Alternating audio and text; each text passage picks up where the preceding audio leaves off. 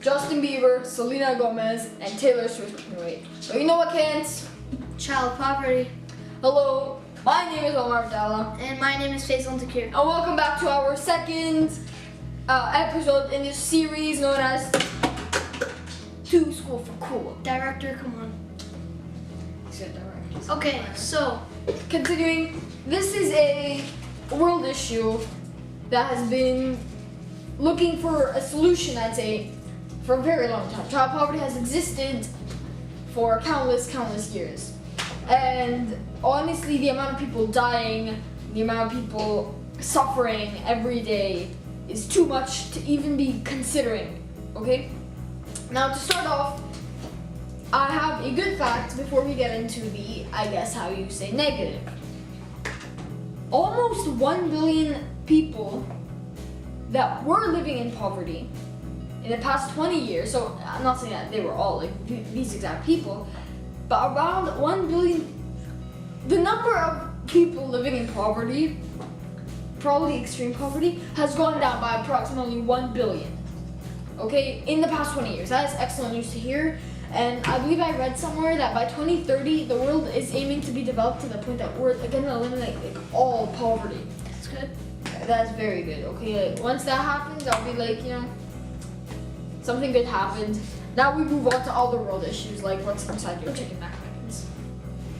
I'm joking. Continue. Okay, so 47% of the people that are still living in poverty are 18 and under. If you ask me, that's actually really sad because I mean, I consider those people young and like not They are fully young. grown. Yeah, those people are really young, like 18 and under. Like I want to consider like people from 15, 18 like fully grown. I mean, They're not. I have one of the kids that's like almost a teenager and he's nowhere near being mature. yeah, like it also matters for maturity too. Like, so 18 and under, almost 47% of the people that are still living in poverty are 18 and under, and those That numbers are includes like, children, infants, and preteens, teens, Yeah. the whole game. yeah, the whole game. And these numbers are still in the millions. Like there's millions and millions of like people under 18 that like are still like in poverty, are still living in poverty. No. In just the sub-Saharan part of Africa. Okay? That's a decent amount of space in Africa. There are about 247 million children that don't have basic rights. Not necessarily that they're living in poverty, more that they're missing a very important life necessity, whether it's food, water, nutrition, education, or shelter. Okay, so now I know a lot of people are gonna be like, okay, you have food, you have water, you have shelter, you have good nutrition, but you don't have an education. That's fine. It's not really fine, okay? Because like these kids, they can't really grow up to become, you know, an important job that might help others, you know, such as an engineer, a doctor. They can't get that, okay? Plus, reading and writing, accounting, I guess, those are basic life, like, you need those basically to survive. Communication, these kids don't even have the education, right?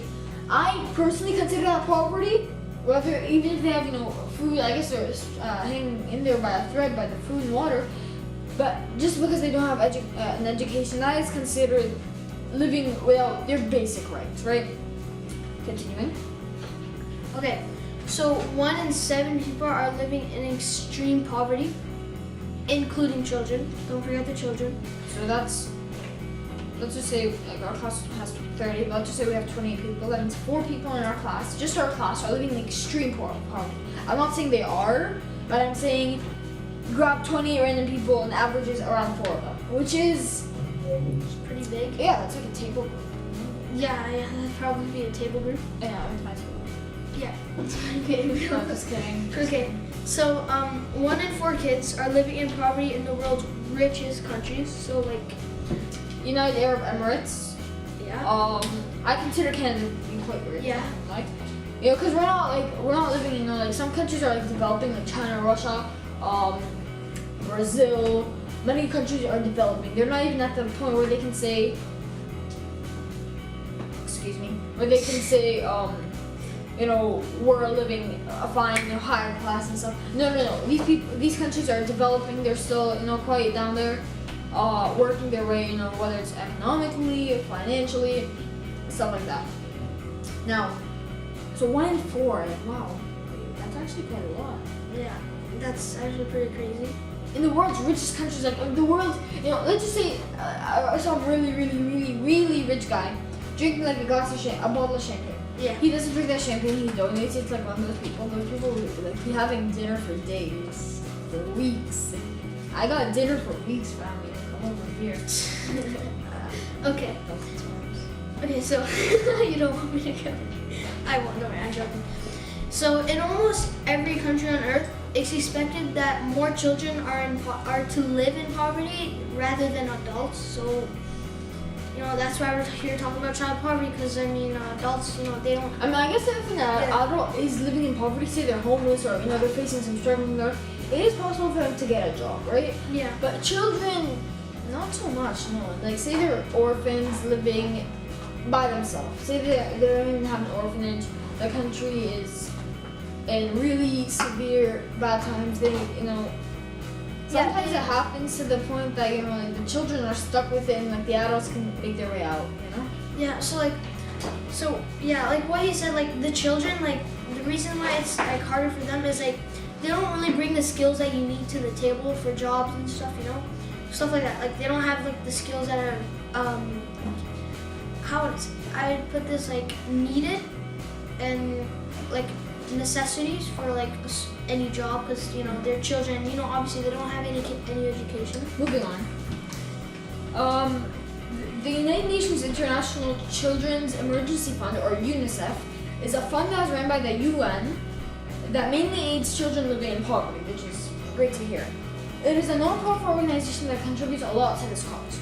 I remember when I was younger, I sponsored a young boy living in Lahore, Pakistan, and the whole fund was ran by the UNICEF, but I donate monthly. They would help this kid get food, water, I believe education. They also built a school for him. It was honestly amazing. That's good. Okay, the UNICEF delivers humanitarian aid to children in need, most probably in developing countries, and the UN is looking into more solutions for this. I'm in Model United Nations, and my current committee is discussing humanitarian aid for developing countries, which includes food, water, education, the necessities for life.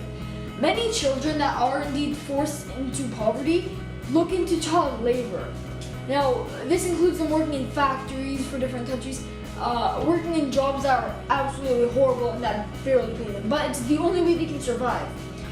Child labor is indeed considered as working under the nation's minimum law age, threatens children physically, mentally, or emotional. Now, let's just say you're working somewhere and the boss is being horrible with you, threatening you. Yeah. You quit, you find another job. Here, we're talking, these kids, this is their only source of income. They leave it, they die. Okay? So, which is why all 3 of us here, and many other people that we know, Director.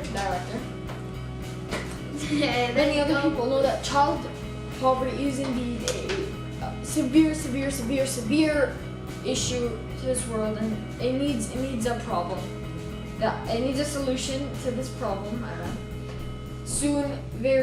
As soon as possible. Honestly, I say we need that.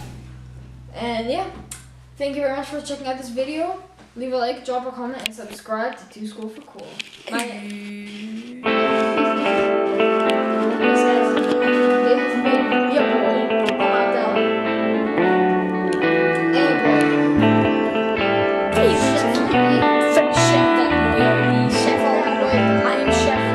No, yeah, no.